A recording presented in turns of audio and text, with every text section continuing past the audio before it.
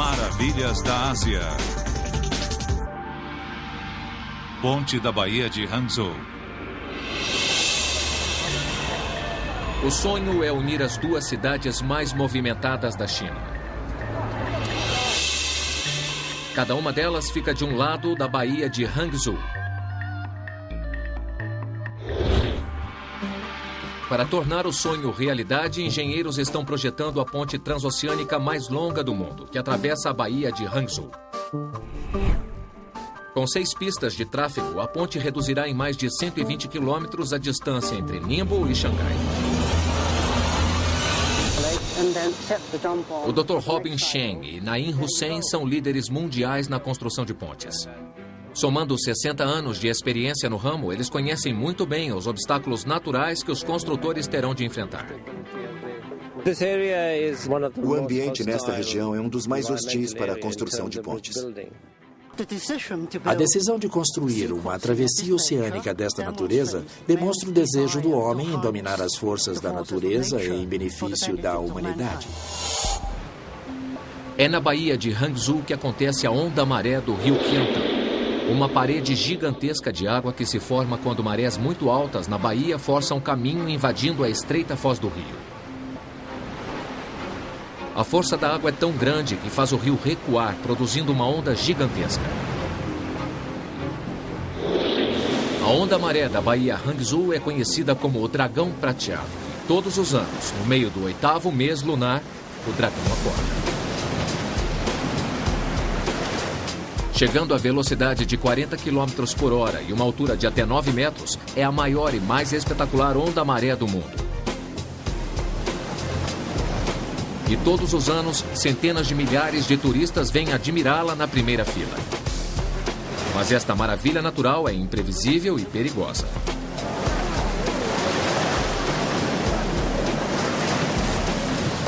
Até hoje, o poderoso dragão tirou a vida de pelo menos 100 pessoas.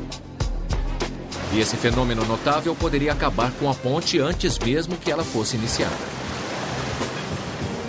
Numa estranha reviravolta, a questão não é se a ponte sobreviveria ao dragão, mas se o dragão poderia sobreviver à ponte.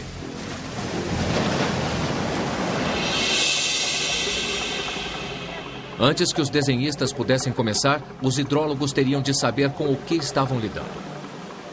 A ponte poderia alterar o fluxo de água pela baía, destruindo o dragão prateado e uma atração turística multimilionária. Foram realizados estudos exaustivos do fluxo do rio Qiantan, bem como das marés e correntes na baía. E depois os resultados foram reproduzidos no modelo da baía em escala, completa, com um protótipo da ponte. A corrente no modelo e a corrente verdadeira são muito semelhantes. O experimento nos dá informações sobre o efeito da maré e a direção do fluxo d'água.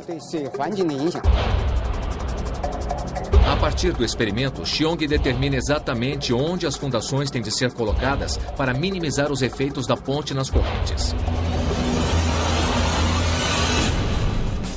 O resultado é uma ponte em harmonia com as correntes. São 36 quilômetros de comprimento dispostos na forma de um S gigantesco que atravessa a Baía de Hangzhou. Depois de 10 anos de planejamento e mais de 50 estudos distintos sobre as condições ambientais, o projeto está completo. A ponte transoceânica mais longa do mundo recebe o sinal verde. Para construir a ponte transoceânica mais longa do mundo, eles terão de primeiro cravar 6.000 estacas de aço no fundo do mar.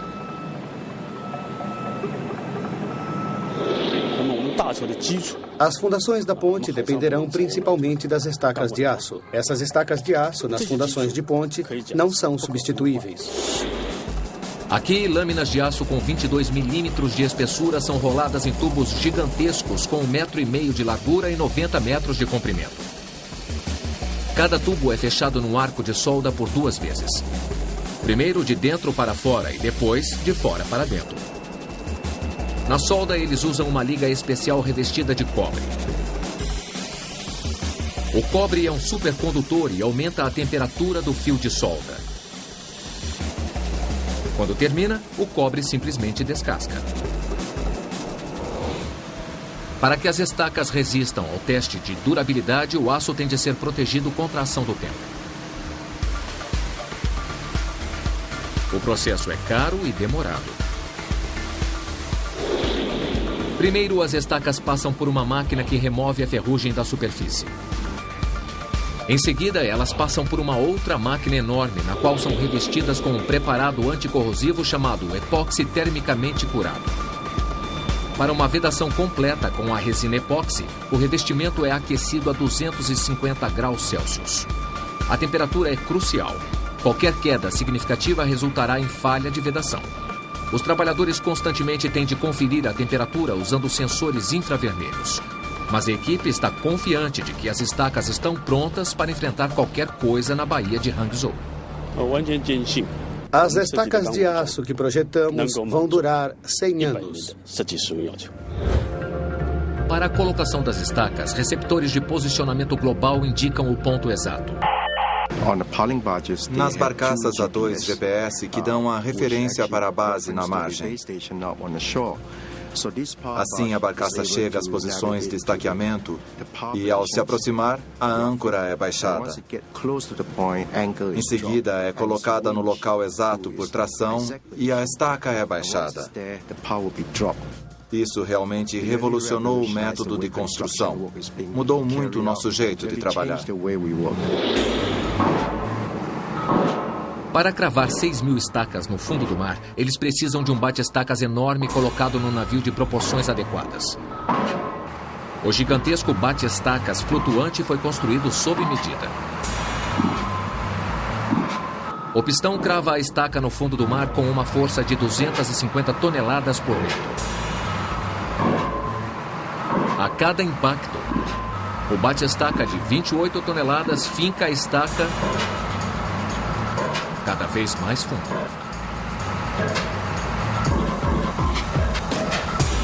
Cada estaca de 90 metros de comprimento leva mais de 2 horas para ser fincada. A ponte está começando a tomar forma. Mas as estacas são só a primeira fase da fundação. Em seguida virão os pilares de concreto para apoiar a ponte. E uma vez mais, o meio corrosivo da baía apresenta dificuldades. As pilastras gigantescas são os apoios que tornam a ponte possível. Esses suportes colossais variam em altura de menos de 1 metro próximo à terra para mais de 40 metros nas torres. E como todos os materiais da ponte, eles têm de durar 100 anos. O concreto foi inventado pelos romanos mais de 2.000 anos atrás, mas só se tornou extensivamente usado na construção civil na virada do último século. Foi nessa época que os engenheiros reforçaram o concreto com aço e a era dos arranha-céus apareceu. O aço torna o concreto ao mesmo tempo forte e vulnerável.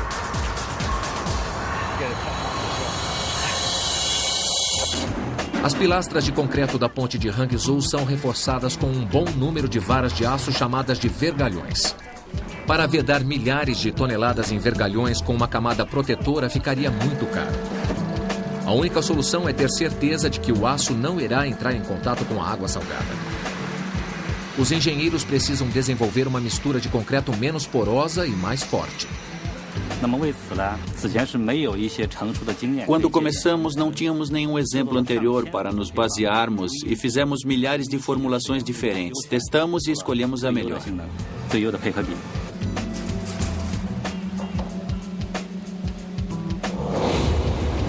Chegar à fórmula certa levou tempo, mas valeu o esforço.